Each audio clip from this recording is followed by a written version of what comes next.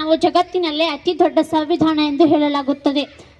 ನಮ್ಮ ಸಂವಿಧಾನವು 448 ವಿಧಿ, 12 ಪರಿಚ್ಛೇದ ಮತ್ತು 101 ತಿದ್ದುಪಡಿಗಳನ್ನು ಹೊಂದಿದೆ. ಇಂತಹ ಬೃಹತ್ ಸಂವಿಧಾನವು 1950 ಜನವರಿ 26ರಂದು ಜಾರಿಗೆ ತರಲಾಯಿತು. ಈ ದಿನವನ್ನೇ ಗಣರಾಜ್ಯ ಎಂದು ಘೋಷಿಸಲಾಯಿತು.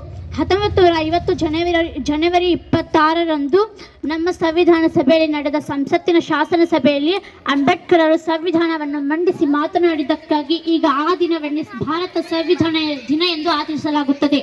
ಭಾರತ ಸರ್ಕಾರವು 2015ರಲ್ಲಿ ಅಂಬೇಡ್ಕರ್ 125ನೇ ಜನ್ಮೋತ್ಸವದ ಆಚರಣೆ ಸಂದರ್ಭದಲ್ಲಿ ನವೆಂಬರ್ 19ರಂದು ನವೆಂಬರ್ 26ನ್ನು ಭಾರತ ಸಂವಿಧಾನ ದಿನ ಎಂದು ಆಚರಿಸಲು ತನ್ನ ಗೆಜೆಟ್ನಲ್ಲಿ ಪ್ರಕಟಣೆ ಹೊರಡಿಸಿತು.